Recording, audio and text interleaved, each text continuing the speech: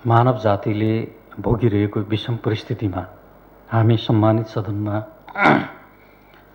बहस गरिरहेका छौँ, उभिएका छौँ, हामी सहभागी भइरहेका छौँ।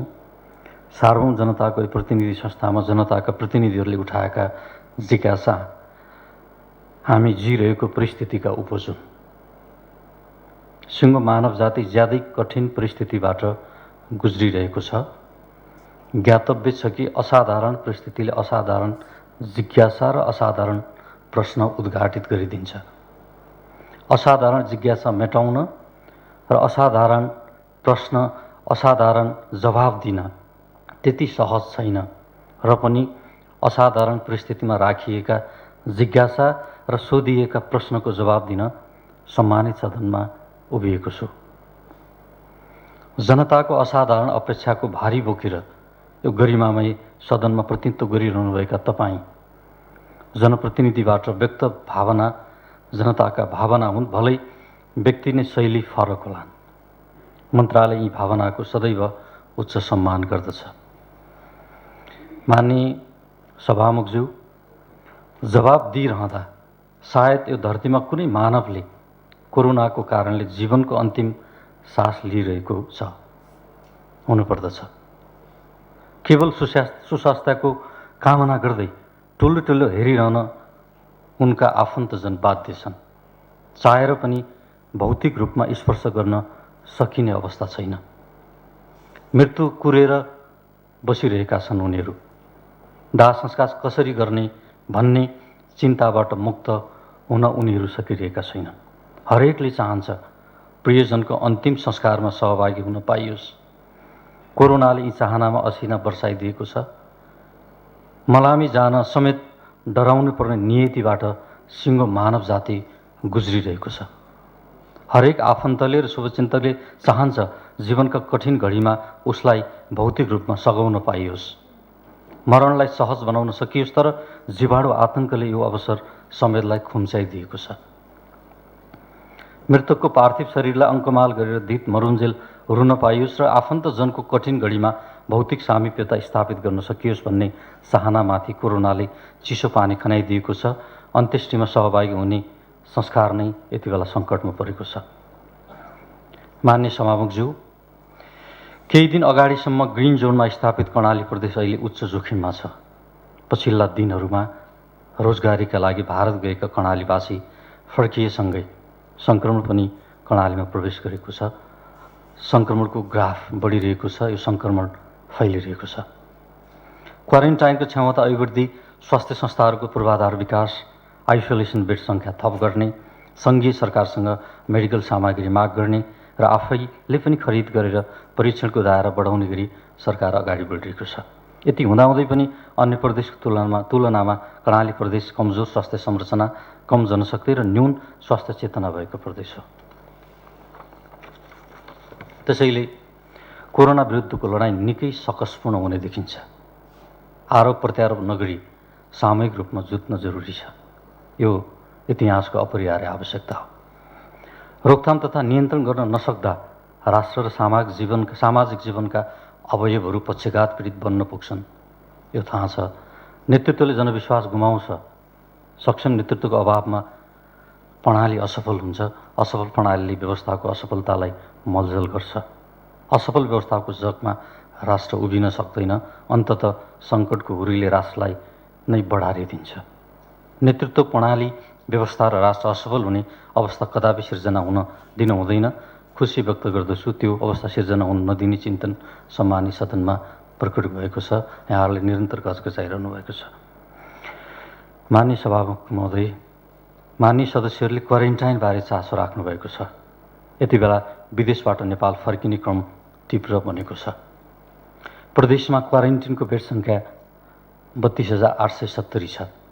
कतिपय स्थानीय तहमा क्वारेन्टिन खाली हुने र कतिपय स्थानीय तहमा भारतबाट आउनेको चाप बढी भएर व्यवस्थापन गर्न कठिन भएको छ।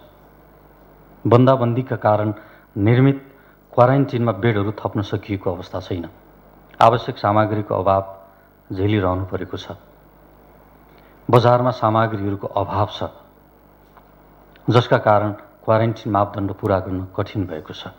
उद्धार, राहत र क्वारेन्टाइन व्यवस्थापनार्थ स्थानीय तहले आर्थिक अभाव काफी हदसम्म झेलिरहेको छ। स्थानीय सरकारलाई 13 करोड 20 लाख प्रदेश सरकारको तर्फबाट पठाइएको छ। थप रकम पठाउने गृह कार्य भइरहेको छ। हामीले पठाउने रकम मात्र पर्याप्त हुँदैन, सङ्घीय सरकारले पनि आवश्यक रकम उपलब्ध गराउन जरुरी देखिन्छ। कर्णालीमा बनेका सार्वजनिक संरचनाहरू कमी हुनु र भएका संरचनाहरूप्रति पनि स्तरीय नहुनु क्वारेन्टाइन मापदण्ड पूरा गर्न नसक्नुको अर्को कारण हो। निसन्देह कोरोना कोभिड-19 तीव्र गतिमा फैलिरहेको छ र यो प्राणघातक रोग हो। नागरिकहरूलाई क्वारेन्टाइनमा राख्ने मामिलामा दुईटा अतिवादी सोचहरू बाधक बनेका छन्। पहिलो, मौसमी फ्लू झै ठानेर सामान्य सावधानी पनि नअपनाउने। दोस्रो, कोरोना सङ्क्रमित व्यक्तिले धरतीमा पाइला टेकिहालेमा त्यो धरती नै भासिन्छ वा उसले त्यो भूभागमा उभिने बित्तिकै आसपासका सबै मानिसहरू एकैपटक ढल्छन्, सोत्तर हुन्छन्। क्वारेन्टाइन जेल होइन, सुधार गृह भन्ने बुझाइ संस्थागत गर्न आवश्यक छ। यहाँ अपराधी बस्दैनन्। हाम्रो दाजुभाइ दिदीबहिनी विदेश र स्वदेशका विभिन्न स्थानबाट आफ्नो मातृभूमिमा फर्किरहेका छन् र उनीहरू बस्छन्। उनीहरूलाई क्वारेन्टाइनमा राख्नुपर्छ र त्यसका लागि सरकारसँग हातेमालो गर्नुपर्छ भन्ने मान्यता स्थापित गर्न सके कोरोना विरुद्ध विजय हासिल गर्न सकिन्छ। कोरोना विरुद्धको लडाईँ सामूहिक लडाईँ हो, एकल प्रयत्नबाट सम्भव हुँदैन। क्वारेन्टाइन कोर्स पुरा नगरी सिधै घर प्रवेश गराउने हो भने कोरोना भुसको आगो चाहिँ फैलिनेमा दुई मत छैन। यसका लागि 3 तहका सरकार र आम जनताको सहकार्य भइरहेको छ र अझै सघन सहकार्यको जरुरी देखिन्छ। क्वारेन्टाइन उपचार र यातायातको व्यवस्था गर्नको लागि स्वेच्छाले सरकारलाई चाबी हस्तान्तरण गर्ने मानवीयता समयको आह्वान हो। सिङ्गो मानव जाति र राष्ट्र सङ्कटमा पर्दा उपयोग नहुने तारे लगायतको होटेल केका लागि, सुविधा सम्पन्न हस्पिटल केका लागि, प्राइभेट शैक्षिक संस्था केका लागि, हाउसिङ कम्पनीले निर्माण गरेका गगनचुम्बी भवन केका लागि, के निजी संस्थाहरू नाफाको क्याल्कुलेटर चलाउन मात्र खुलेका हुन्? के सामाजिक उत्तरदायित्व वहन गर्नु उनीहरूले पर्दैन? यी प्रश्न बहसमा आएका छन् यति बेला। हस्पिटल, कलेज, स्कुललाई निश्चित शुल्क दिएर वा प्रयोग गरे बापत न्यून शुल्क लिएर वा पछि दिने गरी कोरोना सङ्क्रमितहरूको क्वारेन्टाइन उपचारका लागि प्रयोग गर्नुपर्दछ भन्ने मतहरू व्यक्त भएका छन्। राज्यले त्यतातिर सोच्नुपर्ने अवस्था सिर्जना हुँदैछ। म सङ्घीय सरकारलाई रोस्टमबाट म विशेष अपिल गर्दछु र गम्भीर ध्यान आकर्षण पनि गराउन चाहन्छु। यो कर्णाली प्रदेशको जो कोरोनाको यति बेला ग्राफ हत्तै बढिरहेको छ र यो निकै जोखिमका बीचबाट गुज्रिरहेको छ, यो रोस्टमबाट म सङ्घीय सरकारलाई विशेष अपिल गर्न चाहन्छु। माननीय सभामुखज्यू, टन्टलापुर घामले दुधे नानी बोकेर भोकै प्यासै भौतारिएका आमा, कैयन दिन पैदल हिँडेर ठेला परेर खुट्टा सुनिएका दाजुभाइको लस्करले हाम्रा आँखा रसाए, हृदय टुक्रिए। सरकारले व्यापक आलोचना खेप्नु पर्यो। अल्पत्र यो लस्करलाई कम्युनिस्ट पार्टीको शोक जुलुसको संज्ञा पनि दियो। हरेक व्यक्तिको लागि घर सुरक्षित स्थान हो। भारत र स्वदेशका विभिन्न स्थानबाट नाङ्गै भोकै अनिद्रै आफ्नो जन्मभूमि सम्झेर आउँदा अल्पत्र परेका नागरिकलाई सरकारले उद्धार गर्नै पर्थ्यो। त्यो गर्यौँ हामीले। आलोचना रोकिएन। गाउँमा कोरोना पठाएको भनियो, विरोधमा अखबारका पानाहरू रङ्गिए। यो पनि ठिक छैन, ऊ पनि ठिक छैन, ठिक के हो त्यो पनि थाहा छैन भन्ने मतहरू पनि आए। असाधारण परिस्थितिमा यस्ता विचार आउँछन्, सहज अवस्थामा यस्ता सोच आउँदैनन्। त्यही रूपमा बुझ्नुपर्दछ हामीले, यसलाई अस्वाभाविक रूपमा बुझ्नु पनि हुँदैन। 2076 चैत 6 गतेदेखि 2077 वैशाख 31 गतेसम्म भारतबाट आएका व्यक्तिहरूको सङ्ख्या कुल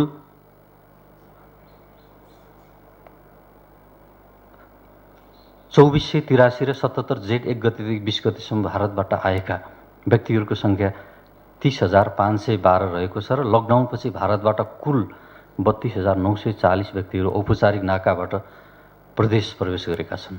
भारतबाट आउन सक्ने व्यक्तिको अनुमानित सङ्ख्या 86,991 अनुमान गरिएको छ। 3991 जना अल्पत्र परेका व्यक्तिलाई यातायातको व्यवस्था गरी गन्तव्य स्थानसम्म प्रदेश सरकारले पुर्याएको छ आफ्नै खर्चमा। सङ्घीय सरकारले नीति कार्यक्रममा सुर्खेतका बाढी पीडितहरूको समस्या समाधान गर्ने प्रतिबद्धता व्यक्त गरेको छ। सुकुम्बासी समस्या समाधान आयोग गठन भइसकेकाले भूमिहीन बाढी पीडितहरूले जमिन प्राप्त गर्ने विश्वास चाहिँ बढेको छ। सङ्घ र स्थानीय सरकार समेतको सहयोगमा अब 2077-78मा बाढी पीडितहरूको आवास निर्माण कार्यलाई सम्पन्न गराउने लक्ष्य निर्धारण गरिएको छ। विपदका कारण मृत्यु भएका मृतकका परिवारलाई रु 2 लाख उपलब्ध गराउने गरी सम्पूर्ण कर्णालीवासी र कर्णालीमा कार्यरत राष्ट्र सेवक कर्मचारीको विपद जोखिम विरुद्ध सामूहिक दुर्घटना बिमा गरिएको छ।